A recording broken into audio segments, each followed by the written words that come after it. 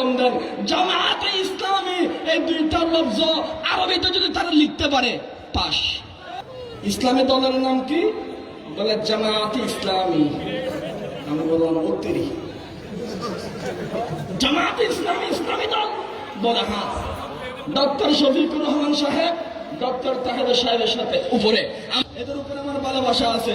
আমি আজকে আপনাদের মহিষকালী থেকে বলতেছি, আমির সাহেব, নাইবা আমির সাহেব, জামাত ইসলামের দুই আমিরকে এক জায়গায় আইনা বসাইয়া দেন, একটা সাদা কাগজের একটা কলম দেন, জামাতে ইসলামী এই দুইটা লফজ আরবিতে যদি তারা লিখতে পারে পাস। দুইটা শব্দ লিখতে পারলে পাস। বাংলাদেশের জামাত ইসলামী নাম ধারণ করবা, ইসলামের নাম দিবা, দুইটা শব্দের ভিতরে লেখার যোগ্যতা নাই।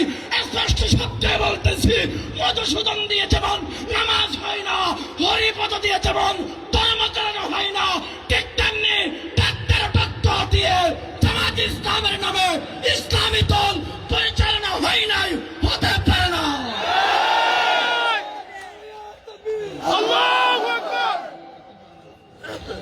এদের নাইবা আমির সাহেব কোরআন শরীফ তেলাওয়াত করেছেন, বাবা বাবা বাবা মারহাবা, এমন এক তেলাওয়াত করছেন ওইটা 30 পারার ভিতরে নাই।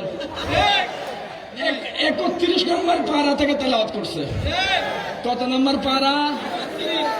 আমাদের নেতা হবে এমন ব্যক্তি যিনি আমার রাস্তার নেতা, আমার বাজারের নেতা, আমার সমাজের নেতা, আমার নামাজের নেতা, আমার জান্নাতের নেতা।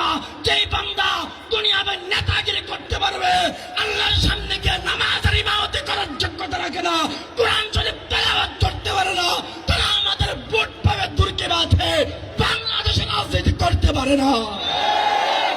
মুনাফিকদের সাথে আমরা আছি, মুনাফিকদের সাথে আমরা আছি। এটার নাম জামায়াতে ইসলামী নয়, এটার নাম জমের হাতি ইসলাম। আপনাদের কাছে জানতে চাই, ডাক্তার দিয়ে বিল্ডিং বানালে ওই বিল্ডিং টিকবে? মাথার উপরে পড়বে। ইঞ্জিনিয়ার দিয়ে মানুষ অপারেশন করলে ওই রোগী বাঁচবে? রোগীর ভিসা ক্যান্সেল হয়ে যাবে। অ্যাসিস্ট্যান্ট দিয়ে গাড়ি চালালে গাড়ি চট্টগ্রাম শহরে যাবে? বদরে কালী ব্রিজের তলে গিয়ে এতেকাফ করবে। ওরে ভাই, অ্যাসিস্ট্যান্ট দিয়ে গাড়ি চালাইলে গাড়ি চলে না, ইঞ্জিনিয়ার দিয়ে অপারেশন করলে রোগী বাঁচে না, ডাক্তার দিয়ে বিল্ডিং বানালে